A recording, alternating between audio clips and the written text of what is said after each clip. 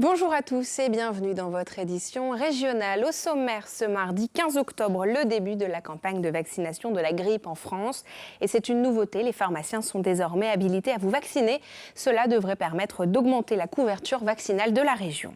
Autre nouveauté, dans le domaine de la santé toujours, des consultations pour les seniors à l'hôpital de jour de Tréguier dans les Côtes-d'Armor. Un dépistage précis pour tenter de bien vieillir.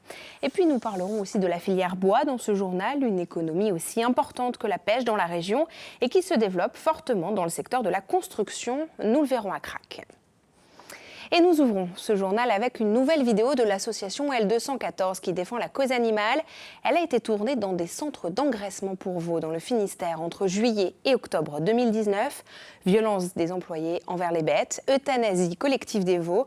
Comme souvent, les images peuvent choquer. Décryptage avec Frédéric Lorenzo. La vidéo commence par un témoignage. Un ancien salarié de West Élevage, une filiale du groupe Even, raconte comment il effectue la collecte et le transport des veaux dans les élevages, sous contrat avec la coopérative bretonne. Pour faire du lait, il faut avoir un veau. Sauf que le veau est un sous-produit laitier. C'est pour débarrasser l'éleveur. Il a eu le lait, il a le lait avec la vache, maintenant le veau il ne saura pas quoi en faire. Il fait appel à nous, à d'autres entreprises, qui sommes chargés de venir récupérer les veaux dans les fermes, principalement les veaux mâles, de façon à les mettre en engraissement. On les manipulera en les prenant comme demandé, par la base de l'oreille et la base de la queue. La base de la queue étant le fin de leur colonne vertébrale, c'est un endroit très sensible pour les veaux. S'ensuit des images dures, des maltraitances sur animaux et l'euthanasie régulière des veaux trop faibles pour être engraissés. La vidéo choc tournée l'été dernier est signée par l'association L214, opposée à l'élevage d'animaux. Vous avez des jumeaux, des triplés qui naissent, vous pouvez avoir un veau plus petit. Et ces veaux-là sont mis à mort par un vétérinaire toutes les semaines, tous les jeudis. Et donc ça, c'est une espèce d'euthanasie de complaisance. Et là aussi, on est en dehors de la réglementation, c'est-à-dire qu'on ne doit pas... les animaux peuvent être tués en cas d'urgence par un vétérinaire, mais c'est des animaux blessés, malades, et là, on est complètement en dehors de ce cadre-là. L'association a porté plainte devant le tribunal de Brest. De son côté, dans un communiqué, West Élevage condamne les coups portés par les salariés aux bêtes et indique que l'euthanasie est une pratique légale et encadrée par des vétérinaires. Enfin, l'entreprise accuse l'association L214 d'intrusion illégale et annonce le renforcement des contrôles pour le respect des règles de bientraitance auprès des animaux. La campagne de vaccination pour la grippe a démarré ce mardi. Comme chaque année, les personnes dites à risque, les personnes âgées, les malades chroniques, les populations en lien avec les enfants doivent prioritairement se faire vacciner. La Bretagne suit plutôt bien la consigne puisque près de 54% de cette population se fait vacciner, alors que ce taux n'est que de 48% en France selon la CPAM. Malgré tout, des efforts restent à faire. Les autorités sanitaires souhaiteraient atteindre une couverture vaccinale de 75% dans la région. Cette année, les pharmaciens sont donc autorisés à vacciner la population.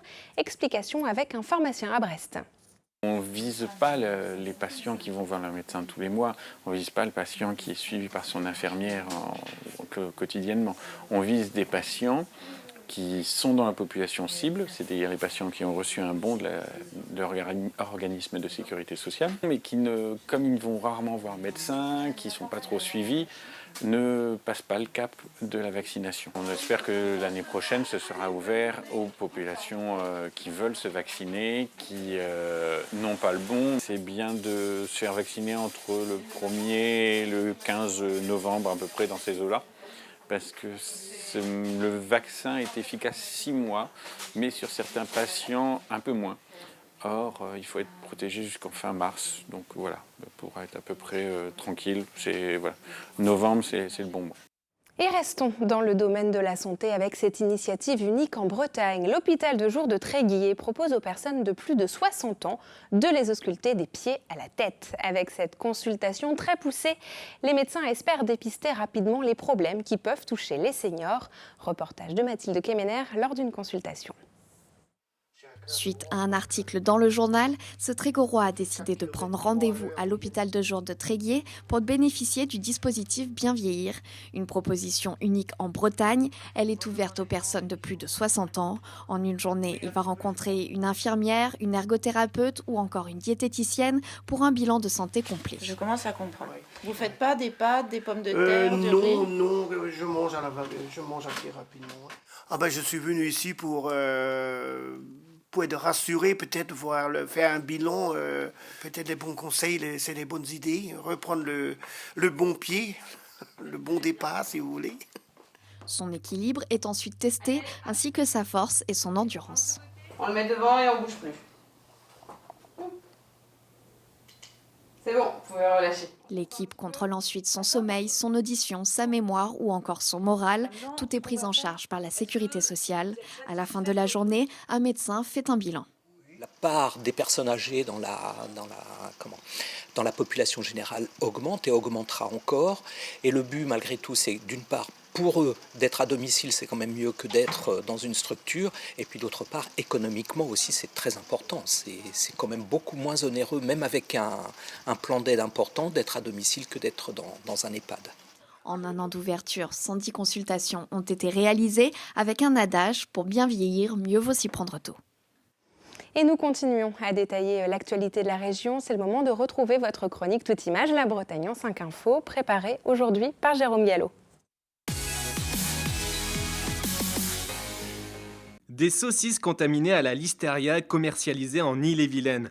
L'ONG Foodwatch sonne l'alerte ce mardi et dénonce les manquements de Wilke, une société allemande qui vient de déposer le bilan. En France, aucun cas de contamination humaine n'a été recensé, mais cette souche de listeria a au moins fait 3 morts en Allemagne en 2018. Les produits concernés en Ille-et-Vilaine ont été rappelés, mais Foodwatch réclame plus de transparence sur les lots et les points de vente concernés.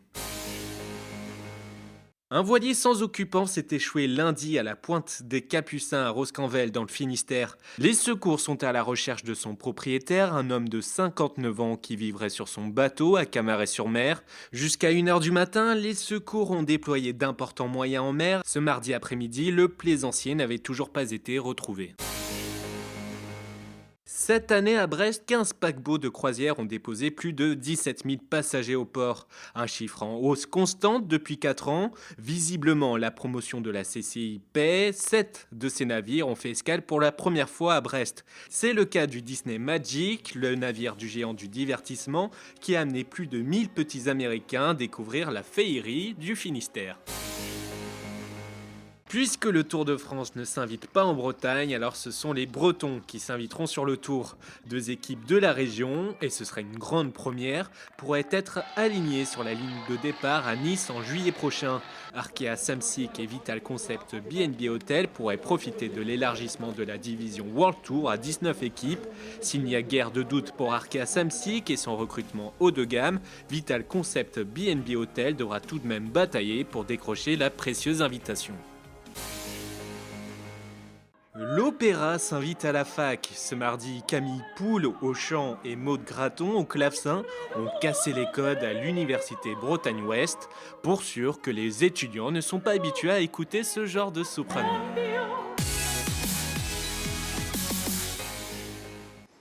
Et si la filière bois était une réponse à l'urgence climatique? C'est l'idée qui sera défendue lors de la 3e édition des Assises de la forêt et du bois en Bretagne. Le rendez-vous est prévu ce vendredi à Saint-Brieuc. Dans la région, en tout cas, les exemples de bâtiments pauvres en émissions de CO2 se développent. Exemple à Crac, dans le Morbihan, avec le bâtiment de l'entreprise Bébé au Naturel. Christophe Boucher nous le fait découvrir.